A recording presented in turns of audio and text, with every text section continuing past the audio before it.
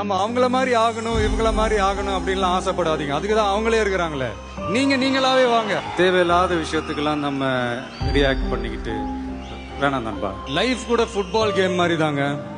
கோல் போட ட்ரை பண்ணுவோம், அதை தடுக்கிறதுக்கு ஒரு கூட்டமே ஒன்று வரும்.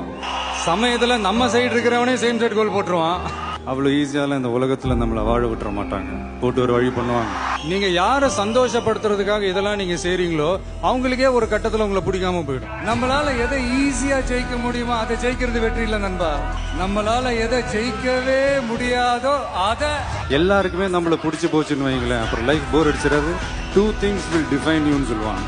Your determination when you have nothing, your attitude when you have everything. தர்மம் தாங்க ஜெயிக்கும், நியாயம் தாங்க ஜெயிக்கும், ஆனா கொஞ்சம் லேட்டா ஜெயிக்கும். Kill them with your success, bury them with your smile. பிரச்சனைகள் வருது இல்ல, எதிர்க்கிறாங்கல்ல, கண்டிப்பா.